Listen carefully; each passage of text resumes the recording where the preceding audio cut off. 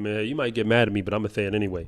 So as far as trying to determine who is the best, that means we got to put qualifiers of greatness. Yeah. So what is greatness? Greatness is you got to break a collegiate record. Absolutely. You got to win an NCAA title. Yep. And do we even care what you did in the conference? Yeah, you could, but I mean, the conference, I guess it depends. Because if you win an NCAA title, then the conference is like, it also depends on what conference you're from. So if you don't win at least one NCAA, you're totally out this conversation. Doesn't matter what you did. You can't be the greatest. Yeah, and if you broke a collegiate record, normally you probably would have did the other. Yeah. But like, so I mean, those you got to do at least that. Yeah, you have to have and you can't. I doubt you will have anyone who's like broke a collegiate record but didn't win an NCAA title because then it happens. Tell that to Messiah Russell. That's true. That's true. I mean, at least outdoors. That's true. Am I right? She didn't win. She actually indoors and out. I think she. No, did she win indoors? She lost to Akira Nugent. Won both. And Messiah Russell broke the record in both indoors and out, but then Akira Nugent took over, which is kind of crazy. Okay. But we still on the men's side. What are you thinking? You probably gotta. To me, greatness means you gotta win multiple. Yeah, I agree. So Christian Coleman, I think, has to be at the top of the list. Ooh, okay. Because he swept indoor, outdoor. That's true. Okay, he swept indoor, outdoor. 60, 200, 100, 200. That's true. Are we even counting the 4? We could. I mean, it's a sprint. We could. That's fair. The 4 counts. There's some guys. But wait, so Christian Coleman, so he got both titles, but he didn't break a record. What are you talking about? He was the collegiate record holder in the 100. Oh, you're right. And the he 60. He did. Okay. My bad, Christian. I forgot. He did both. Yes, that's true. Okay, so he definitely according to what we're discussing, he's probably the best. That's true. Okay. Like, we can keep talking, but like I feel like the conversation's already over. Okay, well, okay, so what about, I know this isn't sprints directly, but what about Grant Holloway? Because he's the most talented athlete, I think, of all time. You could even argue he's the greatest collegiate track athlete of all time. Technically, I did on my channel. If you watch that video, I said he was, because I did a scoring table, because you know me, I'm that guy, where when I did the scoring table, I'm tabulating like who did what. Yep. And I was counting conference. Because remember, people don't know, Grant Holloway long jumped, did the 110s. They could use him on relays. He was always on the relays. And he could still open sprint, which they normally didn't. But the one time they let him do it, he won the 60 at the NCAA. Indoors. But he wasn't doing enough sprint races to technically get into this conversation. That's fair. I think because I was looking at his 60 meters that he won, and he was able to he won indoors, he won multiple, relays outdoors as well. So I gave him a little grace, but I don't know. I guess on the sprint side specifically, then Grant Holloway maybe wouldn't be in it. But I feel like when it comes to the NCAA, we go through different zones though. Yeah. So that's why I said, like, I came into college in 2010. There was no guy. From 2010 to 2014, name the guy. Like the guy who was dominating. Okay, so in the 1, 2, or the 4. So then what about someone like Michael Norman? He won indoors and out. He didn't stay in college long enough. That's his fault. I mean, Christian Coleman went pro early too. He was there for 3 years though. But he didn't win anything the earlier years. But the thing is, like, so when we're counting your greatness quotient though, now I'm starting to add some extra wrinkles in there. Where the year before he wins it all, like literally won it all, like he was second. But he didn't win. But I'm saying, like, he hung around. The thing is, fair. That's so when fair. We were talking off camera about this. Walter Dix, to me, represents what I call greatness in college for this reason. Absolutely. You have to stick around long enough for us to get sick of you. It's that simple. That's fair. If you're not around long enough for us to get tired of seeing you in the winner's circle. And that's what he did. Where as a freshman, he's coming in and he won the NCAA 100, right? Yeah. Senior year, where it's like, yo, didn't he graduate? I know. He just kept going. Because, like, normally, that's what one of my teammates said. He's like, your first time showing up to the show, you're normally not going to do anything when you get there. True, but you got to show up. Yeah. He showed up and showed out. He showed up multiple years in a row. Yeah. But he stuck around. So, like, that's, I mean, if you want to go pro, to fine. Like, Noah Lyles ain't in this conversation because he didn't go to college. He didn't even touch college, which is like, all fair. Like, dude, right? Yeah. We'll get to him in another conversation. Yeah. But, like, as for this one, I mean, okay, Elijah Hall is slept on, but that's because he did indoor. But he swept and he didn't do it outdoors. Outdoors, yeah, that was the only thing. But that's still special. It's true. And in the 200, he broke the NCAA record. Indoors. But outdoors, he wasn't able to. So where does Andre DeGrasse fall?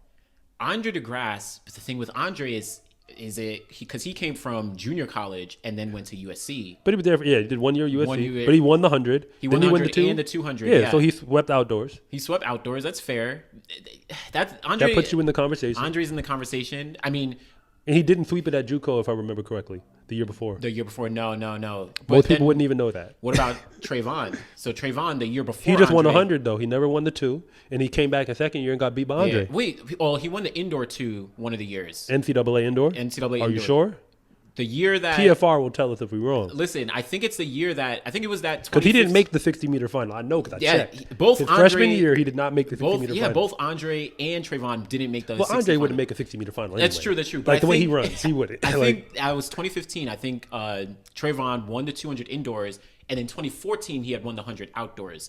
But I mean, so you're saying he won the 200 indoors the following year? No. So 2014. So his freshman year indoor, he won 200 indoors. I'm almost certain. I could. Yeah, we may cross check. Okay, this later, internet, but, comment section, y'all can fact check us on fact this. check, but I mean, Andre, I think is a good one in the conversation. What about someone like, it's maybe obscure, but Jarian Lawson?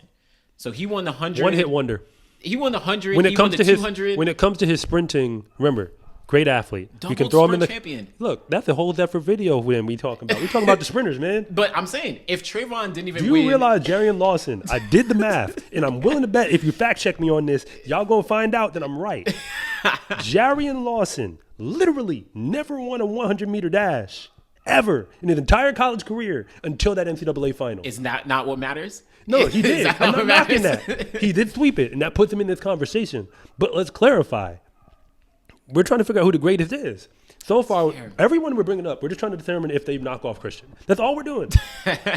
That's all we're doing. Man, I'm trying to Up until now, we ain't found a name. Either they didn't run enough sprint races like Grant. Yeah. Jarian with long jumping, okay, cool. He can be in the jump conversation. He got the jumps. I mean, man, I guess. And since then till now, Joseph Famblay is the next name that like came in and did stuff. Yeah. Matthew Bowling, yes, he won the 200 indoors twice. But outdoors he wasn't, he always took a legit dip. Yeah. And that's another conversation where I know everybody thinks they're an armchair coach. Yes, I was a college coach, but I'm not going to tell you about why it is what it is. It's just that, you would have thought that if he was winning indoors, he would have gone outdoors and we would have seen it in the 2. It's not That's like the best way to put it. Yeah. We would have you would assume. You would assume. It would have happened. He won back-to-back indoors. He won. No, it wasn't back-to-back. It was 2021 and 2023. Oh, okay. But at least he won twice indoors. But that didn't translate outdoors, at least in the sprints, right? I mean, Famblay, he won the 100. He won the 100 eventually, and he won the 200. And he won the 200 the year before. Yeah, so he has 3. So he's the next. Then from Christian to him, he's the only guy who gave me 3 in the last decade plus. I don't know. I would put Michael Norman ahead of. All the respect to Michael Norman. All the respect. Man. What I have to say is, I know he could have done it. So why didn't he end up doubling in the 2? I mean, why? If you're focused on the 4, if you're killing it in the 4, like we talking about college. If I'm a college coach, I'm trying to put some points on the board. It's true. That's true. So I don't want to hear that's your pro conversation. You want to go pro, go pro. You running in college right now. I need points. That's fair. So I didn't see him in the 2. I know he was fast. He broke 20 at Pac-12. Yeah. So we never got to see if we're going to give him points for those records. But then you got to cancel it out because Christian was taking out records too. Christian got the records. That's fair. But But at the very least, it would put him at okay, if he's not 1, he's like what, 1A?